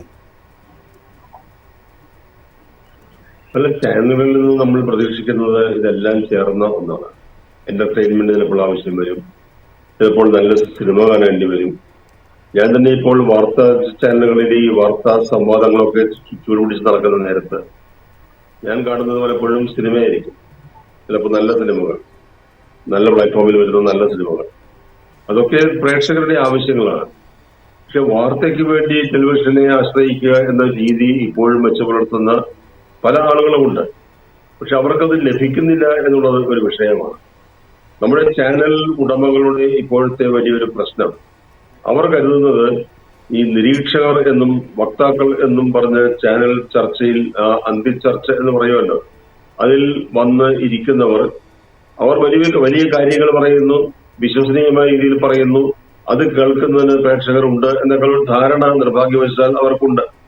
പക്ഷെ അതല്ല ഇപ്പോൾ കാണുന്നത്. ഇപ്പോൾ ഞാൻ തന്നെ ഇപ്പോൾ വാർത്താ ചാനൽ കാണുകയാണെങ്കിൽ, ഇപ്പോൾ ആന്റോ അഗസ്റ്റിന്റെ ചാനൽ കാണുകയാണെങ്കിൽ, അവിടെ ആ എഡിറ്റർമാർ ഇരുന്ന് അവർ ഒരു വിഷയത്തെക്കുറിച്ച് അവരുടെ അഭിപ്രായം പറയുമ്പോൾ അത് കേൾക്കുന്നതിന് അതേ രീതി മറ്റു ചാനലുകളിലുമുണ്ട്. അതിനൊരു വിശ്വാസ്യതയുണ്ട്, അതിനൊരു സ്വാഭാവികതയുണ്ട്. അത് പ്രൊഫഷണലായ ഒരു അഭിപ്രായ പ്രകടനമാണ്. അത് നമ്മൾ കേൾക്കാൻ തയ്യാറാവുന്നു പലപ്പോഴും. പക്ഷെ അതിനപ്പുറത്ത് ഈ ഞാനും കുറേക്കാലമൊക്കെ അതിന്റെ ഭാഗമായിട്ടൊക്കെ വന്നിരുന്ന ആളാണെങ്കിൽ പോലും ഈ പാർട്ടി വക്താക്കളും അതുപോലെയുള്ള നിരീക്ഷകരും ആരെ കിട്ടിയാലും ചാനലുകൾ ഇപ്പോൾ അവരെ നിരീക്ഷകരാക്കും, അല്ലെങ്കിൽ വിദേശകാര്യ വിദഗ്ധർന്നോ സാമ്പത്തികകാര്യ വിദഗ്ധർന്നോ ഒക്കെ അവതരിപ്പിക്കുന്നതിന് ചാനലുകൾക്ക് യാതൊരു മടിയുമില്ല. പക്ഷെ അതൊന്നും അവരുടെ വർത്തമാനം കേൾക്കുമ്പോഴോ അതൊന്നും അങ്ങനെ അല്ല എന്ന് നമുക്ക് മനസ്സിലാകും. അതുകൊണ്ട് ചാനലുകളുടെ എണ്ണം, പെരുപ്പം, അതിനെക്കുറിച്ചാണ് നമ്മൾ ഈ ചർച്ച തുടങ്ങിയത്. എണ്ണം കൂടട്ടെ, അതനുസരിച്ച് അതിന്റെ കണ്ടന്റ്, ഉള്ളടക്കം, അതിന്റെ യോഗ്യത, അതിലൊരു നിലവാരം ഉയരട്ടെ. കാരണം പ്രേക്ഷകർ ഇപ്പോൾ നിരവധിയായ ചാനലുകൾ പല രൂപത്തിൽ, ഡിജിറ്റൽ ചാനലുകളും സംവിധാനങ്ങളും ഒക്കെ പ്രേക്ഷകരുടെ മുന്നിലുണ്ട്. അവർ ഏതെങ്കിലും ഒരു പരമ്പരാഗത ചാനലിനെ മാത്രമല്ല ആശ്രയിക്കുന്നത്. ഉദാഹരണം പറയുകയാണെങ്കിൽ ദൂരദർശൻ ഇപ്പോൾ വാർത്തകൾ നൽകുന്ന ഒരു ചാനൽ തന്നെയാണ്. അതിലൊരു തെറ്റും വരില്ല, കാരണം ഔദ്യോഗിക വാർത്താ ചാനലാണ് സർക്കാരിന്റെ. പക്ഷേ എത്ര പേർ ദൂരദർശൻ കാണുന്നുണ്ട് എന്നുള്ളത് പദമാണ്. അല്ലെങ്കിൽ സംശയമില്ലാതെ നമുക്ക് പറയാം അതാരും കാണുന്നില്ല എന്ന്. പക്ഷെ ആളുകൾക്ക്, ജനങ്ങൾക്ക് ഇപ്പോൾ അറിയുന്നതിനുള്ള റൈറ്റ് ടു നോ എന്നത് അവരുടെ അവകാശമാണെങ്കിൽ അതിന് സഹായകമായ രീതിയിലുള്ള ചാനലുകളെയും ഇതര മാധ്യമ സ്ഥാപനങ്ങളെയും പത്രങ്ങൾ ഉൾപ്പെടെ അവർ സമീപിക്കും. അതിനൊന്നൊരു മാറ്റം വന്നിട്ടില്ല. വായന മരിക്കുന്നു, പത്രമില്ലാതായി, ടെലിവിഷൻ ഇല്ലാതായി എന്നൊക്കെ ഇതിലൊക്കെ പറയുന്നുണ്ട്. അതൊക്കെ ഒരു വശത്ത് ചർച്ചകൾ നടക്കുമ്പോഴും അനുഭവം നമ്മെ പഠിപ്പിക്കുന്നത് പത്രങ്ങൾ നിലനിൽക്കുന്നു, ചാനലുകൾ നിലനിൽക്കുന്നു, മറ്റ് ഇതര ഡിജിറ്റൽ സംവിധാനങ്ങൾ നിലനിൽക്കുന്നു. അത് ഇനിയും വമ്പിച്ച തോതിൽ നമുക്ക് വിശ്വസിക്കാൻ കഴിയാത്ത രീതിയിലുള്ള മൂലധനത്തിന്റെ പിന്തുണയോടെ വീണ്ടും ചാനലുകൾ വരുന്നതിനെ കുറിച്ച് ആലോചിക്കുന്നു എന്നൊക്കെ പറയുമ്പോൾ കാര്യങ്ങളിലൊന്നും മാറ്റം വന്നിട്ടില്ല. പക്ഷെ ജനങ്ങൾക്ക് ഒരു കാര്യത്തിൽ നിർബന്ധമുണ്ട്. വാർത്തയെ സംബന്ധിച്ച് മൊണോപ്പൊളി പാടില്ല. വൈവിധ്യമുള്ള ചാനലുകളും വാർത്താ അവതാരകരും സംവിധാനങ്ങളും വരുമ്പോൾ അവയിലൂടെ പരസ്പരം താരതമ്യം ചെയ്യുന്നതിലൂടെ എന്താണ് സത്യം എന്ന് തിരിച്ചറിയുന്നതിനുള്ള ഒരു സൗകര്യം അത് പ്രേക്ഷകർക്ക് കിട്ടുന്നു. അത് അവർക്ക് നിഷേധിക്കാൻ പാടില്ല എന്ന കാര്യത്തിൽ മാത്രമാണ് എനിക്ക് ആകുലതയോ ഉത്കണ്ഠയോ ഉള്ളത്. ഡോക്ടർ സെബാസ്റ്റ്യൻ പോൾ, നമ്മൾ ഈ പറയുന്ന 10-ലധികം വാർത്താ ചാനലുകൾ ഉള്ളപ്പോഴും എല്ലാ ചാനലുകളും ഒരേ വഴിയിൽ തന്നെയാണ് സഞ്ചരിക്കുന്നത്.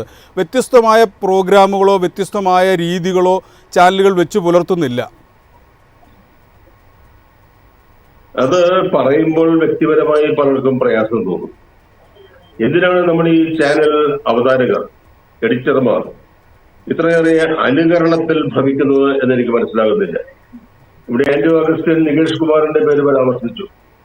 അദ്ദേഹം ഒരു പയനിയറാണ് ഈ വിഷയത്തിൽ. പക്ഷെ ആ പയനിയറിനെ മറികടന്നുകൊണ്ട് ശ്രീകണ്ഠൻ നായർ എന്ന വ്യക്തി രംഗത്തേക്ക് വന്നു.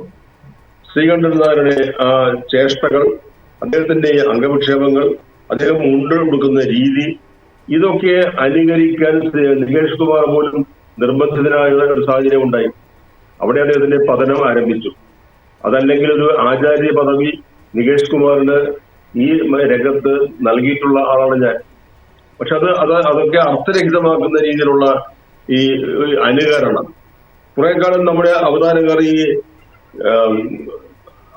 അർണാബ് ഗോസ്വാമിയെ അനുകരിക്കാൻ, അർണാബ് ഗോസ്വാമിയുടെ കോട്ടിന് ആ പാകത്തിൽ കോട്ട് തുന്നിക്കാനൊക്കെ മെനക്കെട്ട് നടന്നവരാണ്. ഇപ്പോൾ അവരുടെ മുന്നിലെ ആചാര്യൻ, അനുകരണീയനായ വ്യക്തി അത് ശ്രീകണ്ഠൻ നായരായി മാറിയിരിക്കുകയാണ്. അങ്ങനെ പരസ്പരം അനുകരിക്കുന്നതിന് പകരം നമ്മൾ മത്സരത്തിലൂടെ ക്വാളിറ്റി ജേർണലിസം അവതരിപ്പിക്കാൻ നമ്മുടെ അവതാരകർക്കും എഡിറ്റർമാർക്കും കഴിയുന്ന കാലം വന്നാൽ ചാനലുകൾ എത്ര വേണമെങ്കിലും വന്നുകൊള്ളട്ടെ, എല്ലാവർക്കും ആരോഗ്യത്തോടെ നിലനിൽക്കുന്നതിനുള്ള അവസരവും സാധ്യതയും ഉണ്ടാകും എന്നാണ് എൻ്റെ പ്രതീക്ഷ. ശരി, ശ്രീ ആൻഡോ അഗസ്റ്റിൻ, ചാനൽ ഉടമകളുടെ താല്പര്യങ്ങൾ വാർത്താ മുറികളിൽ പ്രതിഫലിക്കുന്നു എന്ന ആക്ഷേപത്തെ ഒരു ഉടമ എന്ന നിലയിൽ എങ്ങനെ കാണുന്നു? ഞാൻ ഉണ്ടാകും എന്നുള്ളതാണ് വിചാരിക്കുന്നത്. കേരളത്തിലെ മാധ്യമ സ്ഥാപനങ്ങളിലെ എല്ലാ മാധ്യമ സ്ഥാപനത്തിലും അതിൻ്റെതായ ഇൻവെസ്റ്റ്മെന്റും അതിൻ്റെതായ ഓണർഷിപ്പ് ഉള്ളവർ എല്ലാം ഇടപെടുന്നുണ്ടെന്ന് വിശ്വസിക്കുന്ന ആളാണ് ഞാൻ. നമ്മൾ എല്ലാ കാലത്തും എല്ലാവരും പറയാറുണ്ട്, അയ്യോ അത് ജേർണലിസ്റ്റുകൾ മാത്രം ചെയ്യുന്നതാണ്. അങ്ങനെയൊന്നും അല്ല. കാരണം അത് എന്നെക്കാളും കൂടുതൽ ഡോക്ടർ സഞ്ജീവനും സെബാസ്റ്റ്യൻ പോൾ സാറിനും ഒക്കെ കറക്റ്റായിട്ട് അറിയാവുന്ന കാര്യമായിട്ടാണ് ഞാൻ വിശ്വസിക്കുന്നത്. കാരണം എല്ലാ മാധ്യമ സ്ഥാപനത്തിൻ്റെയും അതിൻ്റെതായ ഓണേഴ്സിൻ്റെ അതിൻ്റെതായ കാര്യങ്ങളുണ്ട്. ഇന്ന വാർത്ത പോകണം എന്ന് വിചാരിച്ചാൽ പോവുകയും പോകണ്ട എന്ന് വിചാരിച്ചാൽ പോകണ്ട എന്നുള്ള സംവിധാനം ഒക്കെ തീരുമാനിക്കാനുള്ള ഒരു സ്വാധീന ശേഷിയും ഇന്നത്തെ മാനേജ്മെന്റ് എല്ലായിടത്തും ഉണ്ടെന്നാണ് ഞാൻ വിചാരിക്കുന്നത്. അപ്പം പക്ഷെ അത് ഏതൊക്കെ മാനേജ്മെന്റ് ഏതൊക്കെ രീതിയിൽ ഉപയോഗിക്കുന്നു എന്നുള്ളതാണ് അതിൻ്റെ ഏറ്റവും പ്രധാനപ്പെട്ട കാര്യം. ആരാണ് വാർത്ത വേണ്ട അല്ലെങ്കിൽ വാർത്ത വേണ്ട എന്ന് വെക്കുന്നത് എന്നുള്ളതിൽ പ്രധാനപ്പെട്ട കാര്യമാണ്. അപ്പൊ എന്തിനു വേണ്ടിയിട്ടാണോ, പണത്തിന് വേണ്ടിയിട്ടാണോ, മറ്റുള്ള സംവിധാനങ്ങൾക്ക് വേണ്ടിയിട്ടാണോ, എന്തിനു വേണ്ടിയിട്ടോ അങ്ങനെ ചെയ്യുന്നുണ്ടോ പക്ഷെ ഒരു പരിധി വരെ കേരളത്തിലെ മാധ്യമ പ്രവർത്തകർക്ക് അവരുടേതായ നിലപാടുള്ളത് കൊണ്ട് മാത്രമാണ് സത്യം പറഞ്ഞാൽ ചാനലുകൾ ചാനലിന്റെ ശൈലിയിൽ പോകുന്നത്. ഞാൻ വിചാരിക്കുന്നില്ല ഒരു മാധ്യമ മുതലാളിയും ഇടപെടാതിരിക്കുന്നത് കൊണ്ട് മാത്രമെന്നല്ല. പക്ഷെ എല്ലാവർക്കും അവരുടെ നിലപാടുകളുണ്ട്. ആ നിലപാടുകൾ പറയുകയും ആ മാധ്യമപ്രവർത്തകരുടെ നിലപാടിനനുസരിച്ച് ആ ചാനൽ വരികയും ചെയ്തിട്ടുണ്ട്. അപ്പം ഇന്നത്തെ കാലത്ത് അങ്ങനെ ഇടപെടരുത് എന്ന് പറയാൻ കഴിയത്തില്ല. കാരണം എന്തുകൊണ്ടാണ്, വളരെ സെൻസിറ്റീവ് ആയ ഒരു കാലമാണെന്ന്. അപ്പൊ ഇന്ന് കേസുകളും പ്രശ്നങ്ങളും ഒക്കെ ബാക്ക് ടു ബാക്ക് ആയിട്ട് ഓരോ സമയത്തും വരും. ഒരു വാർത്ത ഒരു മാധ്യമപ്രവർത്തനം ചെയ്യുന്നു, അത് തെറ്റാണെങ്കിൽ ആ മാധ്യമ മുതലാളിയാണ് ആ കേസ് നടത്തേണ്ടി വരിക. അതിന്റെ ഉത്തരവാദിത്വം മുതലാളിക്കാണ്. അപ്പൊ അങ്ങനെയുള്ളൊരു സ്ഥാപനത്തിന്റെ മാധ്യമപ്രവർത്തനോട് നിങ്ങൾ എന്ത് വേണമെങ്കിലും ചെയ്തോളൂ എന്ന് പറയാൻ പറയുമെന്ന് ഞാൻ വിചാരിക്കുന്നില്ല. അങ്ങനെ ഒരു മാധ്യമ സ്ഥാപനത്തിൽ പറയാൻ കഴിയുമെന്ന് ഞാൻ വിചാരിക്കുന്നില്ല. പക്ഷേ ഇപ്പോഴത്തെ സാഹചര്യത്തിൽ ഒരു പരിധി വരെയെങ്കിലും കേരളത്തിലെ മാധ്യമ സ്ഥാപനങ്ങളിലാണ് ഞാൻ പറയുന്നത്, അങ്ങനെ വലിയ രീതിയിൽ ഇടപെടലുകളൊന്നും വാർത്തയുടെ ഭാഗത്ത് ഉണ്ടാവാറില്ല. പക്ഷെ ഇടപെടാൻ കഴിയുന്ന സ്ഥാപനങ്ങൾ ഉണ്ടാവാം, കഴിയുന്ന സ്ഥാപനങ്ങൾ ചെയ്യുന്നുണ്ടാവും. പക്ഷേ ഇനി അങ്ങോട്ട് എന്താണെന്നുള്ള കാര്യം പറയാൻ കഴിയത്തില്ല. ശ്രീ ആൻഡോ അഗസ്റ്റിൻ, താങ്കൾ വാർത്താമുറികളിൽ എത്രമാത്രം സജീവമായി ഇടപെടുന്നുണ്ട്? അല്ല, ഞാൻ ഒരു മുതലാളിയുടെ റോളിലല്ല റിപ്പോർട്ടർ ടി വിയിൽ ഇരിക്കുന്നത്. ഞാനൊരു മാനേജിങ് എഡിറ്ററുടെ റോളിലാണ് ഇരിക്കുന്നത്. പണ്ട് റിപ്പോർട്ടർ ടി വിയുടെ ഒരു ഹിസ്റ്ററി പരിശോധിച്ചാൽ നികേഷ് കുമാർ ആയിരുന്നു റിപ്പോർട്ടർ ടി വിയുടെ ഓണറും അതുപോലെ തന്നെ എഡിറ്ററും നികേഷ് കുമാർ ആയിരുന്നു. അതേ പൊസിഷനിലാണ് ഞാൻ ഇന്ന് ഇരിക്കുന്നത്. ഞാൻ പക്ഷേ വാർത്ത ചെയ്യണ്ട എന്ന് എനിക്കിതുവരെ പറയേണ്ട ഒരവസ്ഥ വന്നിട്ടില്ല. ഭാവിയിൽ വരുള്ളൂ എന്ന് എനിക്ക് അറിയത്തില്ല, കാരണം കാലത്തിന്റെ അനുസരിച്ചുള്ള പോക്കായതുകൊണ്ട്.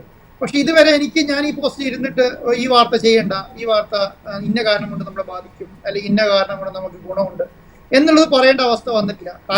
കാരണം ഞാൻ വിചാരിക്കുന്നത് റിപ്പോർട്ടർ ടി വിന്റെ എഡിറ്റോറിയൽ ബോർഡിനെ സംബന്ധിച്ചിടത്തോളമാണ്. ഞാൻ റിപ്പോർട്ടർ ടി വി ഏറ്റെടുക്കുന്ന സമയത്ത് നികേഷ് കുമാറും ഉണ്ണി ബാലകൃഷ്ണനും അരുൺ കുമാറും സ്മൃതി പരുത്തിക്കാട് പോലെയുള്ള വളരെ സീനിയറായി മാധ്യമപ്രവർത്തകർ കൂടെയാണ് ഞാൻ ആ എഡിറ്റോറിയൽ ബോർഡിൽ ഇരുന്നത്. അതുകൊണ്ട് കിട്ടിയ ഗുണമാവാം. പക്ഷേ ഇപ്പോഴുള്ള എഡിറ്റോറിയൽ ബോർഡിനെ സംബന്ധിച്ചിടത്തോളം ഞാൻ എൻ്റെ വാർത്തയിൽ ഞാനായിട്ട് ഇടപെടാറില്ല. എഡിറ്റോറിയൽ എന്തെങ്കിലും വാർത്ത വന്നിടത്തിന് ബോർഡിനോട് ഡിസിഷൻ എടുക്കാൻ പറയുകയാണ് ചെയ്യാറ്. അതിന്റെ ഭാഗമായിട്ട് എൻ്റെ അഭിപ്രായം കൂടെ ഞാൻ പറയും എന്നുള്ളതേ ചെയ്യുന്നുള്ളൂ. അതുകൊണ്ട് റിപ്പോർട്ടർ ടി വിയെ സംബന്ധിച്ചിടത്തോളം അങ്ങനെ ഞാൻ ചെയ്യാറില്ല. ശരി, വ്യക്തമാണ്. ഡോക്ടർ SR സഞ്ജീവ്, TRP മത്സരത്തിൽ വാർത്ത നിർമ്മിക്കേണ്ടി വരുന്ന സമ്മർദ്ദം മാധ്യമപ്രവർത്തകരുടെ നൈതികതയെ എങ്ങനെ ബാധിക്കുന്നു? അതായത് ഈ സെൻസേഷണലൈസ് ചെയ്യണമെന്ന സമ്മർദ്ദം അവർ അനുഭവിക്കുന്നുണ്ടോ? എനിക്ക് തോന്നുന്നില്ല. കാരണം നമ്മൾ എന്താണ് ബേസിക്കലി ഒരു റിപ്പോർട്ടർ രാവിലെ എണീച്ച ചെയ്യുന്നത്, അയാൾ പുതിയൊരു വാർത്ത കണ്ടെത്താനാണ് അയാളുടെ ശ്രമം. അത് ഏറ്റവും ജൂനിയർ ആയിട്ടുള്ള ഒരു ആദ്യമായിട്ട് ജോലിക്ക് കയറുന്ന ഒരാൾ മുതൽക്ക് റിട്ടയർ ചെയ്യുന്നതിന്റെ തലേന്ന് നിൽക്കുന്ന മാധ്യമപ്രവർത്തകന്റെ ഏറ്റവും വലിയൊരു ആഗ്രഹവും ഏറ്റവും വലിയ അയാളെ ഡ്രൈവ് ചെയ്യുന്ന ഒരു സംഗതി എന്ന് പറഞ്ഞാൽ പുതിയൊരു വാർത്ത മുന്നിലേക്ക് കൊണ്ടുവരിക എന്നുള്ളതാണ്. അപ്പം അത് ഈ വാർത്ത എന്ന് പറയുന്നത് എന്താണ് വാർത്ത? ആളുകൾക്ക് താല്പര്യമുള്ള ഒരു സംഗതിയാണ്. അത് സെൻസേഷൻ ആണോ അല്ലയോ എന്നുള്ളത് വേറെ വിഷയം. നിങ്ങൾ ഉദ്ദേശിച്ചത് ഇത് ഈ സെൻസേഷൻ എന്നുള്ള വാക്ക് നമ്മൾ അറിയാതെ എന്താ പറയാ ഉപയോഗിക്കുകയാണ്. ഇതിൻ്റെ അകത്ത് മീൻസ് അങ്ങനെയല്ല ഞാൻ ഉദ്ദേശിച്ചത്. നമ്മളിപ്പം ചില കാര്യങ്ങൾ, അതായത് ഇപ്പൊ സെക്ഷൽ അല്ലെങ്കിൽ ക്രിമിനൽ ആയിട്ടുള്ള കോണ്ടന്റ്, അതിന് അല്ലെങ്കിൽ അങ്ങനത്തെ വാർത്തകൾ കൂടുതൽ ഇപ്പം ചില സ്ത്രീകൾ ഉൾപ്പെട്ട കേസുകൾക്ക് പരമാവധി ഇത് കൊടുക്കുന്നത്, അതുപോലെ തന്നെ വളരെ ഹീനിയസ് ആയിട്ടുള്ള ചില ക്രൈംസിന് ഇത് കൊടുക്കുന്നത്, അത് പ്രാധാന്യം, അതൊക്കെ ആയിരിക്കും ഒരു പക്ഷേ സെൻസേഷൻ എന്ന് പറയുന്നത്. അത് നമ്മുടെ നാട്ടിൽ നടക്കുന്നുണ്ട്. അതിനൊക്കെ ഒരു സ്ലോട്ട് മിക്കവാറും എല്ലാ ചാനലുകൾക്കും ഉണ്ട്. അവരത് നന്നായിട്ട് കൊടുക്കുന്നുമുണ്ട്. ഒരിടയ്ക്ക് ഇതിന്റെ അതിപ്രസരം കാരണം വീടുകളിൽ പലപ്പോഴും പല പ്രശ്നങ്ങളും, അതായത് ഈ ടെലിവിഷൻ തുറക്കാൻ പറ്റില്ല എന്നുള്ള പ്രായമായ അമ്മമാരൊക്കെ പറയുന്നതൊക്കെ കേൾക്കാം. പക്ഷെ ഞാൻ പറയുന്നത് അങ്ങനത്തെ സംഭവങ്ങൾ നടക്കുമ്പോൾ ഓട്ടോമാറ്റിക്കായിട്ട് ആ വാർത്തകൾ കൊടുക്കുന്നു എന്ന് മാത്രം. അതിനിപ്പോൾ ആരെയും കുറ്റം പറഞ്ഞിട്ട് കാര്യമില്ല. അങ്ങനെ സംഭവങ്ങൾ നമ്മുടെ നാട്ടിൽ നടക്കുന്നുണ്ട്. അത് നമ്മുടെ സോഷ്യൽ ഫാബ്രിക്കിന് സംഭവിച്ചിട്ടുള്ള മാറ്റങ്ങളുടെ തുടർച്ചയാണ്. പക്ഷെ ഇവിടെ ഒരു കാര്യം നമ്മൾ നേരത്തെ ഇവിടെ പറഞ്ഞ ചർച്ചയുടെ തുടർച്ചയായിട്ട് ഞാൻ ഒരു കാര്യം സൂചിപ്പിക്കാൻ ആഗ്രഹിക്കുന്നു. ഒന്ന്, ഒരു മുതലാളിയുടെ താല്പര്യം ഒരു വാർത്തയുടെ കോണ്ടന്റിനെ അല്ലെങ്കിൽ ചാനലിന്റെ കോണ്ടന്റിനെ എങ്ങനെ ദോഷകരമായി ബാധിക്കുന്നു അല്ലെങ്കിൽ ഗുണകരമായി ബാധിക്കുന്നു എന്നുള്ളതാണല്ലോ അവിടെ നേരത്തെ ചർച്ച ചെയ്തത്. നമ്മളൊരു മുതലാളിയുടെ പെർസ്പെക്റ്റീവ് നോക്കുക. നമ്മൾ ഏതൊരു ബിസിനസ് തുടങ്ങുന്ന ഒരാളും അയാൾ 100 രൂപ അല്ലെങ്കിൽ 1 കോടി രൂപ മുടക്കിയ ആൾ 1,20,00,000 രൂപ, 20% അയാളുടെ പിന്നെ എന്താ പറയാ നാച്ചുറൽ ആയിട്ടുള്ള പ്രോഫിറ്റ് എന്നുള്ള നിലയ്ക്ക് ഒരു മാസം 1,20,00,000 20% പ്രോഫിറ്റ്.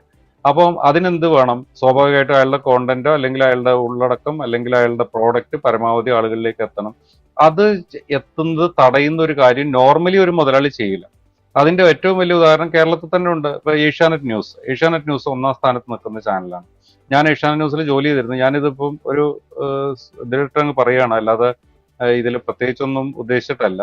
ഏഷ്യാനെറ്റ് ന്യൂസിന് ഒരു സമയത്ത് അത്ഭുതകരമായിട്ടുള്ള അല്ലെങ്കിൽ അസൂയാവകരമായിട്ടുള്ള ഒരു സ്ഥാനം ഉണ്ടായിരുന്നു. അത് കേന്ദ്രത്തിൽ ഭരിക്കുന്ന BJP ഗവൺമെന്റ്, കേരളം ഭരിക്കുന്ന LDF ഗവൺമെന്റ്, രണ്ടു കൂട്ടരും ഒരുപോലെ ബഹിഷ്കരിച്ച ഒരു ചാനലായി മാറി ഏഷ്യാനെറ്റ് ന്യൂസ് ഒരു സമയത്ത്. അത് കഴിഞ്ഞിട്ട് പിന്നീട് അത് സോൾവ് ആയെന്ന് തോന്നുന്നു.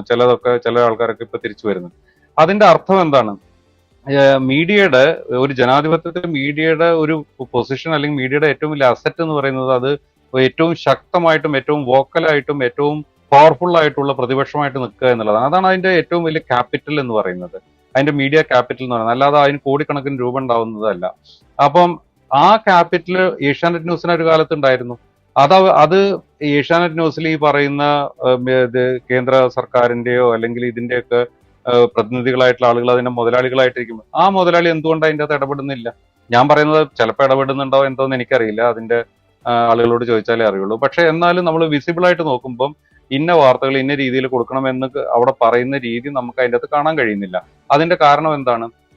അദ്ദേഹം ഒരു നല്ല ബിസിനസ്സുകാരനാണ്. അദ്ദേഹം 1 കോടി രൂപ മുടക്കിയിട്ടുണ്ടെങ്കിൽ 20% പ്രോഫിറ്റ് തിരിച്ചു വരുന്ന ഒരു സാധനത്തിനെ, അതായത് ഒരു പൊന്മുട്ട ഇടുന്ന താറാവിനെ വെറുതെ അവനവന്റെ താൽക്കാലികമായിട്ട് ഉറപ്പില്ലാത്ത ഒരു പൊളിറ്റിക്കൽ ഗെയിമിന്റെ വേണ്ടിയിട്ട് അയാൾ ബല കഴിക്കാൻ ശ്രമിക്കുന്നു ഞാൻ വിചാരിക്കുന്നില്ല. ശരി. അപ്പം അത് ഒരു ജേർണലിസ്റ്റ് ഡ്രിവൺ ആയിട്ടുള്ള ഒരു ചാനൽ ആയതുകൊണ്ടാണ് അതിന് അങ്ങനെ ഒരു സ്റ്റേച്ചർ കിട്ടുന്നത്. ഞാൻ ഏഷ്യാനെറ്റിനെ ഗ്ലോറിഫൈ ചെയ്യാൻ വേണ്ടിയിട്ടോ അല്ലെങ്കിൽ മറ്റൊരു സ്ഥാപനത്തിനെ എഴുത്തി കാണിക്കാൻ വേണ്ടിയിട്ടോ അല്ല പറഞ്ഞു. ഞാനൊരു എക്സാമ്പിൾ സൈറ്റ് ചെയ്തു എന്ന് മാത്രം. ഡോക്ടർ സജീവ്, ഞാൻ നടപടിയാണ്, നമ്മുടെ സമയത്തിന്റെ പരിമിതി മൂലമാണ്. കേരളത്തിലെ വാർത്താ മാധ്യമ രംഗം വലിയൊരു മാറ്റത്തിന്റെ ഘട്ടത്തിലൂടെയാണ് കടന്നു പോകുന്നത് എന്നത് തീർച്ചയാണ്.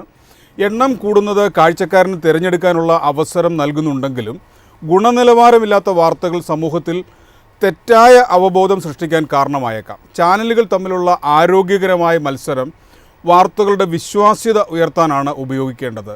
കേവലം റേറ്റിംഗിന് പിന്നാലെ പോകാതെ ജനപക്ഷത്ത് നിന്ന് വാർത്തകൾ റിപ്പോർട്ട് ചെയ്യാൻ മാധ്യമങ്ങൾക്ക് കഴിയണം. ചർച്ച ഇവിടെ പൂർണ്ണമാകുകയാണ്. ചർച്ചയിൽ പങ്കെടുത്ത doctor Sebastian Paul, Andrew Augustine, SR Sanjeev, നന്ദി. മറ്റൊരു വിഷയവുമായി അടുത്തയാഴ്ച കാണാം. നമസ്കാരം.